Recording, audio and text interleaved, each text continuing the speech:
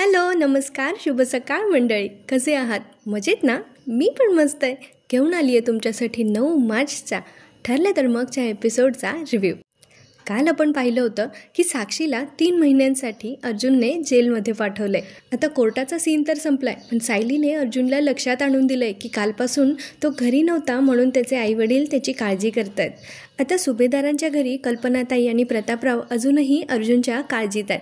कल्पनाताईंचं पाय दुखतोय, पण तरी अर्जुनच्या काळजीने त्यांना काही स्वस्थ बसवत नाही आहे. म्हणून त्या इकडून तिकडून फेऱ्या मारत प्रतापरावांना सांगत असतात, तुम्ही त्या सायलीला फोन करा बरं, नाहीतर मग पोलिसांनाच फोन करा. अजूनही काही कळलं नाही आहे. शेवटी आई तर आईच ना.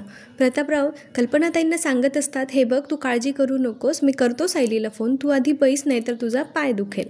पण तेवढ्यात सायली आणि अर्जुन घरी येतात. अर्जुनला अचानक समोर बघून कल्पनाताईंना हायसं वाटतं, पण एका आईच्या मायेने ते त्याला ओरडायला लागतात. अर्जुन त्यांना सांगतच असतो की mamma, dad, I am sorry, मला काल तुम्हाला काही कळवता नाही आलं, ॲक्च्युली माझा फोन स्विच ऑफ झाला होता. पण मग आता कल्पनाताई त्याला ओरडत असतात की जगातले काही सगळे फोन बंद पडले होते का? तू फक्त सुखरूप आहेस की नाही हे साधं फोन करून तुला कळवता येत नाही का? तुला काही झालं असतं तर आम्ही काय केलं असतं? आता अर्जुनला कळतीये की त्याच्या मम्माला त्याची काळजी वाटते. तेव्हा अर्जुन कल्पनाताईंना म्हणतो की रात्रभर माझ्या काळजीने झोपली नाही आहेस ना मम्मा? आईच आहे ना रे ती. रागवलेली असली तरी पण मनातून तर प्रेम काही कमी नाही होणार ना. कल्पनाताई त्यांची काळजी लपवत म्हणतात की असं काही नाही आहे, तू आता मोठा झाला आहेस, स्वतःची काळजी स्वतः घेऊ शकतोस, पण घरातल्या इतरांचाही विचार करायचा, एवढंच मला फक्त म्हणायचं होतं. आता प्रतापराव म्हणतात, आणि हे बघ, तू काल रात्री घरी नव्हतास हे आम्हाला कळलंसुद्धा नाही. किती खोटं बोलताय. त्याच्या काळजीने हे दोघं ना जेवत होते ना झोपत होते. आम्हाला तुझी काळजी नाही आहे आणि इच्छा तर अजिबातच नाही आहे. काल रात्रीपासून तू घरी नव्हतास, आम्हाला कळलंसुद्धा नाही, असं प्रतापराव आता अर्जुनला म्हणत असतात. तेव्हा अर्जुन त्यांना आणखीन सांगतो की तुम्हाला माझी काळजी नाही आहे, हा ड्रामा मस्त करताय तुम्ही दोघं. पण काय आहे ना डॅड, माझ्या बायकोने मला ऑलरेडी सांगितलं आहे की माझ्या काळजीपोटी तुम्ही दोघं झोपलेले पण नाही आहात, राईट बायको? आणि आता तो सायलीकडे बघतो. सायली आता डोक्याला हात मारून घेते की हे बोलायची इथे खरंच काही गरज नव्हती. तेव्हा अर्जुन पण तिच्याकडे म्हणतो आणि मग त्याला पण कळतं हे बोलायचं नव्हतं का, असं त्या मनातल्या मनात म्हणत असतो आणि तो पण डोक्याला हात मारून घेतो बिचारा अर्जुन. दुसरीकडे आता महिपत मात्र जाम चिडलाय आणि त्याने आता एक पेपर पेन घेतला आहे आणि त्याच्यावर तो लिहितोय की मी मधुकर पाटील, मी विलासचा खून केला आणि त्याचा आरोप मी साक्षी शिकरेवर ठेवला आणि म्हणून माझं मन मला खात आहे आणि म्हणून मी आत्महत्या करत आहे, असं सगळं तो त्या चिठ्ठीत लिहितो. आणि मग नागराज म्हणतोय, अरे असं चिठ्ठी बिठ्ठी लिहून काय होणार आहे? तर महिपत म्हणतो, कळणार तुला, कळणार. आणि त्याच्या गुंडांना आवाज देतो, इकडे रे. ती गुंड आल्यानंतर महिपत त्यांना सांगत असतो, ही चिठ्ठी घ्यायची, ते मधुकर पाटलाच्या खिशात ठेवायची, हां, पण त्याच्या आधी त्याच्यावर त्याची सही घ्यायची आणि नंतर त्याला मारून टाकायचा, संपवून टाकायचा, त्याला पृथ्वीवर दिसलाच नाही पाहिजे, हां, पण असा मारायचा की ती आत्महत्या वाटली पाहिजे. कळलं का? कळलं? ते गुंड म्हणतात हो. मग महिपत म्हणतो, मग बघतो काय, नेघ. बाप रे, किती विचित्र प्लॅन आहे याचा. आता मधुभाऊंच्या जीवाला धोका असेल की काय? पण प्रिया मात्र ह्या प्लॅनने फार खुश होते आणि ती म्हणते, अण्णा सर, काय सॉलिड डोकं वापरलं आहे तुम्ही. म्हणजे जर मधुभाऊंनी आत्महत्या केल्यासारखं वाटलं तर ही केस पण संपेल आणि साक्षी पण निर्दोष सुटेल. अण्णा सर, काय सॉलिड डोकं आहे तुमचं. पण मग ती इथे शंका उत्पन्न करते की हा प्लॅन वर्क होईल ना पण अण्णा सर? तर तो म्हणतो, महिपत म्हणतो की हां, वर्क होईल म्हणजे काय? वर्क होईल म्हणजे काय? झालाच पाहिजे. मला नडला ना तो अर्जुन सुभेदार, मग त्याला त्याची किंमत मोजावी लागणार. आणि ती किंमत म्हणजे त्याचा सासरा, त्याच्या बायकोचा बाप, असं म्हणून महिपतच्या डोळ्यात मात्र इथे भयंकर संताप दिसतोय. आता याचा परिणाम मधुभाऊंना काय भोगावा लागेल माहीत नाही. आता पुढे सायली आणि अर्जुन त्यांच्या रूममध्ये एकमेकांशी बोलत असतात. सायली आज जाम खुश आहे कारण आजचा दिवस खरंच तिच्यासाठी खूप छान होता. आता ती अर्जुनला सांगत असते की अहो, आजचा दिवस आपल्यासाठी खूप मोठा होता ना. पण अर्जुन म्हणतो, आपल्याला एवढ्यात खुश होऊन चालणार नाही आहे. आता साक्षी 3 महिन्यांसाठी फक्त जेलमध्ये गेली आहे, तोपर्यंत आपल्याला हे सिद्ध करावं लागेल की विलासचा खून साक्षीनेच केला आहे. आणि आता बरेचसे असे पुरावे आहेत जे मी अजून कोर्टात सादर केलेले नाही आहेत, ते पुरावे सादर करण्याची आता वेळ आली आहे. मग अर्जुन कशाची वाट बघत होता एवढे दिवस? बरं ठीक आहे. पण त्याला साक्षी आता सांगत असते, हो, जरा श्वास तरी घ्या. 3 महिन्यांसाठी का होईना, पण साक्षी जेलमध्ये गेली आहे ना, मग आपण ही गोष्ट सेलिब्रेट नको करायला, साजरी नको का करायला? पुढे सायली म्हणते, आता फक्त तुम्ही आणि मी. आता बाप रे, हे ऐकून अर्जुनच्या मन में लड्डू फुटा. त्याला आता असं वाटतंय की सायली त्याला कसले इंडिकेशन्स देते. सायली पुढे म्हणते, पण त्यासाठी तुमचा थोडा वेळ मिळेल का मला? तर अर्जुन म्हणतो सेलिब्रेशन फक्त तुम्ही आणि मी, तुमच्यासाठी तर माझ्याकडे वेळच वेळ आहे. अर्जुन पुढे म्हणतो कसं सेलिब्रेट करायचं आहे ते सांगा. तर सायली त्याला घेऊन जाते खाली. ती म्हणते खाली चला ना मग सांगते. आता थेट त्यांची स्वारी गेली आहे किचनमध्ये. अर्जुन म्हणतो इथे. सायली म्हणते की मग आजचा दिवस साजरा करायला आपल्या स्वयंपाकघरापेक्षा मस्त जागा कुठली असू शकते. अर्जुनला अजून काही कळत नाही आहे. तो म्हणतो स्वयंपाकघरात कसं सेलिब्रेट करणार आहोत आपण. तेव्हा सायली म्हणते आज पाककला निपुण अर्जुन सुभेदार आणि त्यांची बायको सायली सुभेदार हे दोघं एकत्र स्वयंपाक करणार आहेत. हा शब्द अर्जुनच्या गेला आहे डोक्यावरून. त्याला कळत नाही. पाककला 2-3 वेळा प्रयत्न केला पण त्याला पाककला निपुण हा शब्द बोलता आलेला नाही आहे. आता सायलीने 2 किचन ॲप्रन्स काढलेत. एक अर्जुनच्या गळ्यात टाकलं आहे आणि एक स्वतः बांधलं आहे. ओ अच्छा. आता ते ॲप्रॉन बघून अर्जुनच्या लक्षात आलं आहे. ओ यू मीन कुकिंग. ओके. पण कशाला एवढं करायचं आहे. बाहेरून कसं काहीतरी मस्त मागवलं असतं ना किंवा गेलो असतो बाहेर. मग सायली म्हणते ते बाहेरून आणलेल्या पदार्थाला नवरा बायकोने एकत्र मिळून केलेले पदार्थाची चव येणार आहे का. आणि शेवटी असेच छोटे छोटे क्षण लक्षात राहतात ना. किती गोड आहे ना सायली. तिला छोट्या छोट्या गोष्टीतून आनंद कसा घ्यायचा हे अगदी बरोबर समजतं. आता अर्जुन म्हणत असतो ओके देन. आता तुम्ही senior chef super chef Sayali Subhedar आणि मी तुमचा असिस्टंट अर्जुन सुभेदार. आता सायली इथे म्हणते माझ्या नवऱ्याला माझ्या हातचे सगळे पदार्थ खूप आवडतात. हो पण त्यांच्यासाठी त्यांच्या आवडीचे पदार्थ करायला मला मदत करा. पुढे अर्जुन म्हणतो ॲट युअर सर्व्हिस मॅम. आणि आता ते दोघं स्वयंपाकाला सुरुवात करतात. सायली आता अर्जुनला स्टेप बाय स्टेप गाईड करते आणि अर्जुन त्याप्रमाणे आता छानपैकी तिला मदत करतोय. त्यांचे लवली मोमेंट्स एकदम असे छान दाखवलेत आपल्याला हळूवारपणे. आणि सायली अर्जुनच्या प्रेमाचे क्षण आणि ठरलं तर मगचं टायटल ट्रॅक नाही लागलं असं होणार नाही ना. तिथे मस्तपैकी आपल्याला बॅकग्राऊंडला गाणं ऐकायला मिळतं.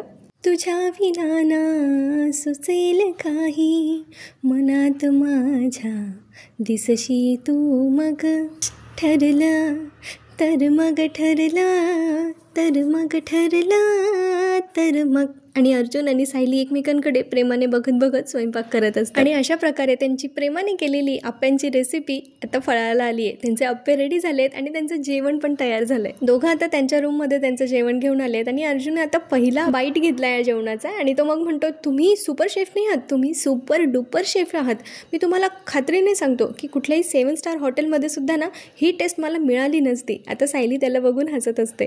ती म्हणते आज मला असिस्टंट तसा मिळाला होता ना म्हणून हे सगळं शक्य झालं आहे. हां पण आता हे करताना काम दुप्पट करून ठेवलं आहे त्यांनी, ही गोष्ट वेगळी. आता अर्जुनला टॉपिक चेंज करायचा असतो आणि मग तो म्हणतो पण सेलिब्रेशनसाठी तुम्ही काय बनवलं आहे माझ्यासाठी. तर सायली म्हणते डोळे बंद करा मी पटकन घेऊन येते. सायलीने काहीतरी मस्त ज्यूस बनवून आणलं आहे. त्याला एक छोटीशी छत्री एक लिंबूची फोड अशी छान मस्त डेकोरेट केलं आहे. अर्जुनला ते बघून फार आनंद होतो. तो म्हणतो वाव. सायली म्हणते आज तुम्हाला कोर्टात बोलताना बघून मला फार आनंद झाला आहे. मी स्वतःला खूप नशीबवान समजते की मला इतका कर्तबगार नवरा मिळाला आहे. तर अर्जुन आणता तिचंच कौतुक करतो पुन्हा की हे सगळं तुमच्यामुळे झालं आहे मिसेस सायली. तुम्ही माझी स्ट्रेंथ आहात, माझा बॅकबोन आहात. असंच हवं ना नवरा बायकोचं नातं. प्रत्येक गोष्टीत एकमेकांना क्रेडिट देत मस्त संसार चालला आहे त्यांचा. आणि मग दोघंही सायलीने बनवलेलं मोहितो ड्रिंक घेऊन त्यांचा आनंद सेलिब्रेट करत असतात. पुढे आपल्याला बघायला मिळतं की मधुभाऊ कदाचित मार्केटला गेले होते आणि त्यांच्या मागावर आहेत महिपतने पाठवलेले गुंड.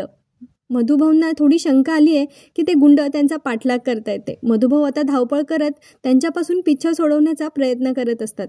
तर दुसरीकडे सायली आणि अर्जुन निघालेत कुसुमताई आणि मधुभाऊंना भेटायला. कारण घरी मॉम डॅड वाट पाहत असतील म्हणून ते कोर्टातून लवकर निघाले होते आणि त्यावेळी त्यांना त्यांच्याशी जास्त बोलता आलं नव्हतं म्हणून ते आता थेट भेटायला चाललेत.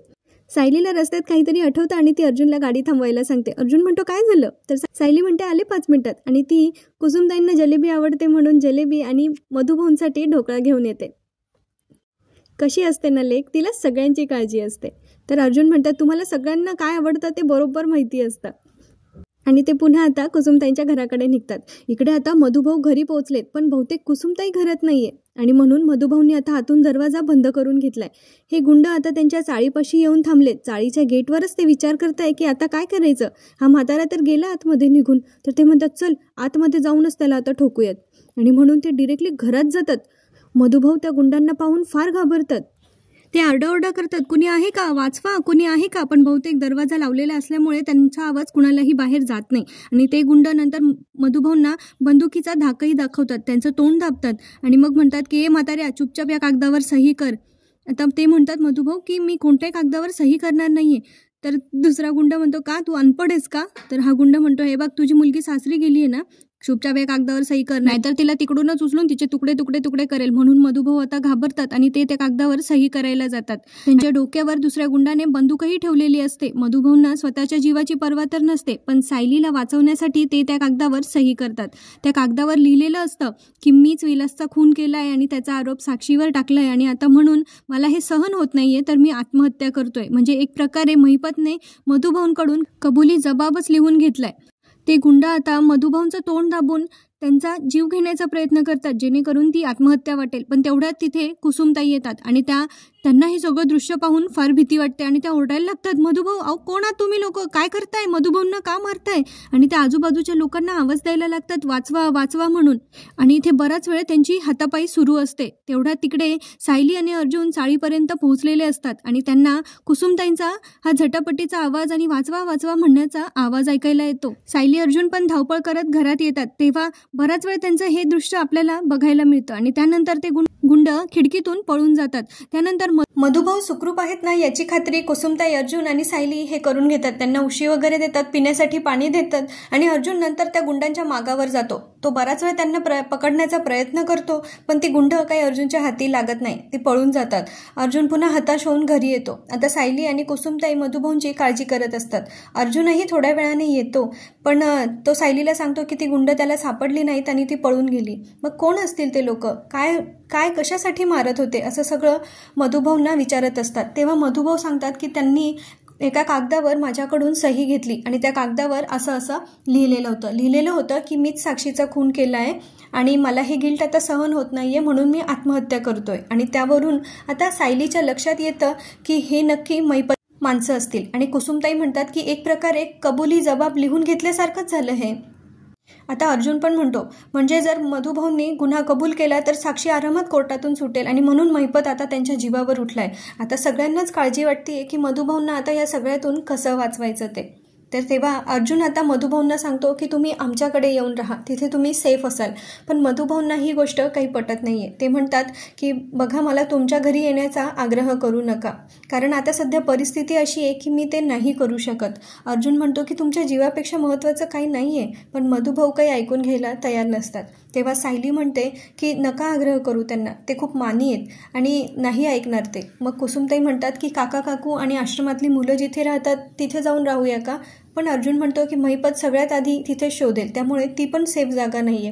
आता ते विचार करता आता मधुभाऊंना या सगळ्यातून कसं वाचवायचं ते. तेव्हा सायलीच्या डोक्यात अचानक एक कल्पना येते आणि ती म्हणते की एक व्यक्ती आहे जी माझ्या इतकंच प्रेमाने मधुभाऊंचा सांभाळ करू शकेल आणि ती व्यक्ती कदाचित जानकी असणार आहे, कारण त्यांनी आता आपल्याला स्पेशल महायुतीच्या एपिसोडमध्ये तसं दाखवलं होतं. त्यामुळे आता कदाचित मधुभाऊ जानकीच्या घरी जाणार आहेत. आणि इथेच आजचा भाग संपतो. पुढच्या भागात त्यांनी आपल्याला दाखवलंय की मधुभाऊ रस्त्याने चालत असताना एक भरधाव ट्रक वेगाने त्यांच्या दिशेने येत असतो त्यांना उडवण्यासाठी. कदाचित हा महिपतचा मधुभाऊंसाठीचा दुसरा वार असणार आहे, पण त्यातून जानकी त्यांना सावरून घेते, ती त्यांना वाचवते. आणि म्हणून सायली अर्जुन तिकडे आलेले असतात. तर सायली सांगते की मधुभाऊंच्या रक्षणासाठी पुढचे 7 दिवस ते तुझ्या घरी राहिले तर चालतील का जानकी? तर जानकी म्हणते हो अगदीच चालेल, तोपर्यंत तुम्ही निश्चिंत केस लढा, मधुभाऊ आमच्याकडे सुरक्षित राहतील.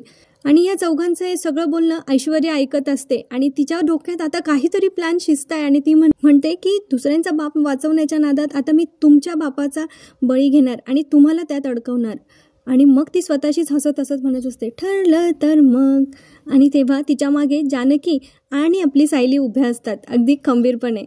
मग काय असतील महिपत आणि ऐश्वर्याचे पुढचे प्लॅन्स आणि कसे वाचवतील सायली अर्जुन आणि जानकी ऋषिकेश या सगळ्यांपासून आपापल्या परिवारांना, हे पाहणं मनोरंजक ठरणार आहे. तेव्हा भेटूया पुढच्या भागात. तोपर्यंत माझ्या आवाजातला आजचा रिव्ह्यू आवडला असेल तर चॅनलला लाईक, शेअर, सबस्क्राईब करायला विसरू नका. भेटूया पुढच्या भागात. तोपर्यंत आनंदी राहा, खुश राहा, आपली आणि आपल्या प्रियजनांची काळजी घेत राहा. धन्यवाद. पुन्हा भेटूया.